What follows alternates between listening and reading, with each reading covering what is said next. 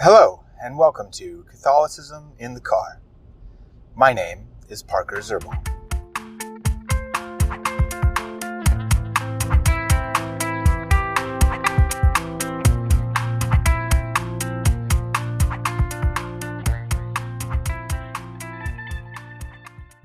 Okay, today I want to talk about something a little different than what we've been discussing the last few episodes, and that would be the concept of doctrine within the Catholic Church. Like, what is teaching? Doctrine means teaching. What are the various teachings within the Catholic Church, and in what ways are certain teachings more binding than others? And then also, when you're looking at church history, what teachings had more leeway at certain times, and then which ones have maybe less leeway now. And this comes in response to a podcast I was listening to by Dr. Jordan Cooper, who's a Lutheran pastor in the Missouri. He's a Missouri Synod Lutheran, LCMS, Lutheran Church Missouri Synod. Very, very smart guy, and I respect him a lot. I think him and Dr. Gavin Ortlund, I think, on those two different denominations of Protestantism, I think they comport themselves really well. They're very intellectually honest, and yet they're also, they're not willing to compromise on the things that they believe, which is necessary for good ecumenical dialogue. You can't just compromise on things, or especially like compromise on wording so that it appears that you're saying the same thing when you're really not, because then you're just basically lying to each other, and that really does nothing to further dialogue. So I respect him a lot, but there was something in this video that struck me, and he was discussing how since the Middle Ages, Catholics have had a bit of a change, or I would argue a development in their doctrine of what the sacrifice of the Mass is and what that means.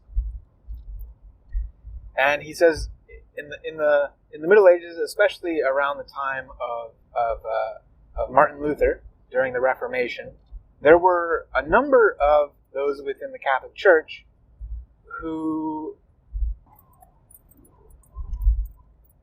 were proclaiming the idea that the Mass was literally a re-sacrificing of Christ. And I've read some Catholic sources on this. I know newadvent.org, the Catholic Encyclopedia, has some things on this. If you look up the word justification, they have a pretty long article on that, and it gets to this a little bit. That there were certain Catholics, many of them heavily influenced by the philosophy of nominalism, which we've talked about quite a bit on this podcast. But just to review, nominalism is the idea that concepts in the world and also in our minds are not real in any way. They are really just made up by the mind. So there's no nature. Common nature of dog, let's say. There's no dogness out there, There's no such thing as dogness. It's just a concept that we use to try to lump these things together that seem similar to us, right? So that's like one of that's like the main idea of nominalism, is that. And it has many consequences, which we have talked about on this podcast. And one of those consequences is that a type of dualism can creep in, especially when one applies that nominalistic viewpoint to oneself. This inevitably will, I think, and I argue, lead to the idea that man is split in his nature, in his reality. That he has his soul on the one hand, and he has his body on the other hand. Okay, and they're these two dual aspects to humanity. Hence this idea that's called dualism. Whereas from a realist perspective, you have the idea that the soul is just the form of the body. But that can't be from a nominalistic perspective, because there's no such thing as forms. forms do not exist. Forms are just constructs of the mind. They have no basis in reality, and so therefore you can't accurately discuss things using the idea of the form of something. So what happened is people that still wanted to hang on to this idea of the soul, they needed another way of expressing it, and the way that fits into this nominalistic philosophy is this dualist mentality, where the soul is something in and of itself, and then the body is something in and of itself, and they can be separate, and that's perfectly fine. You think of like the ghost in the machine sort of idea, right? So I'm kind of losing my train of thought here. Got to gather my thoughts. 1 second. So how does this regard the sacrifice of the Mass? Well, these Catholics that were coming from this nominalistic perspective had there's no way within a nominalistic framework that one can believe that an event, a singular event within history, could somehow transcend time and space and actually become present now in any real way, which that is the current and I would say long-standing view of the Church as regards the Mass. I mean, even during the time of the Reformation, there were people that were explaining the sacrifice of the Mass in this way, because otherwise you end up kind of contradicting. You end up contradicting Scripture, and I think the people coming from this nominalistic standpoint either didn't know that they were really contradicting Scripture, or just didn't care. I don't know, but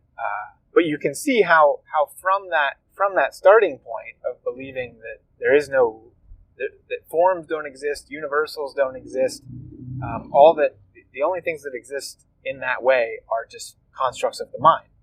Therefore, that there can be no real concept of eternity, and also there can be no real concept of cyclical time in any way, or where time, one event in the past could somehow be an eternal event, which can be made present at any point along the timeline, I guess you could say. That is impossible from a nominalistic point of view. And so they kind of had to throw that out, and the only really thing left is to say, well, we're re-sacrificing again Jesus on the cross. And that was their understanding of what the sacrifice of the Mass was. And there's probably still Catholics that think this, as much as the Church has been quite clear on the correct way to think about these things. Because nominalism, it's not consistent with Catholic belief in any way. If you take up the premise of nominalism and you make that the basis of your philosophy of life, you're going to come to a lot of conclusions that are incompatible with the Catholic faith. And, I don't really see how someone can be a truly faithful Catholic and also hold to a true nominalism. It just doesn't really work. It becomes incoherent. So I think, and I'm sure Dr. Cooper knows this, that there were other views at the time. And it may very well be that was the majority view. I'm not as well versed in this topic as probably some other people are, so I don't know that for sure. But certainly there was a multitude of views on the topic, because it hadn't been defined yet. It hadn't been sorted out, just like many things. Like today, one of the biggest things that I think the Catholic Church is attempting to sort out is, what exactly does papal infallibility mean? We have bits of it laid out in Vatican I and Trent, but not all of it. All the details haven't been ironed out yet. Like what exactly is an infallible statement? And then also, what are the hierarchies of various magisterial documents? There's many theologians that speculate about these things, and I think there's a decent consensus, but nothing has been determined by the magisterium. So it's still up for debate. Many facets of that topic are still up for debate. So I just wanted to give a little bit of a response to Dr. Cooper's video. And the video, if anybody wants to go watch it, it was a very good video. I thoroughly enjoyed it. It was on Sola Fide in the Church Fathers, and that's the video that he talks about these things. I think it was a little more than an hour long, so maybe watch it on 2x speed or something. But yeah, all right. Let me know what you think. Feel free to reach out to me via email or on Facebook, Twitter. I'm also on Instagram now, so feel free to reach out to me there. And yeah, you can find the podcast on Anchor FM, Player FM, Apple Podcasts, Spotify, and a bunch more. They're all listed in the descriptions of each episode. So spread the word. Let me know if you like what you're hearing. Let me know if you don't like anything that you're hearing. I'm very open to constructive criticism, so feel free to let me know what I can do better. Thanks. Oh, real quick, please feel free to subscribe to any of my podcasts on any of the podcast players. Find me on YouTube. Please subscribe. Like me on Facebook, like the Catholicism Car channel on Facebook, Twitter, Instagram. We're all there. Catholicism Car.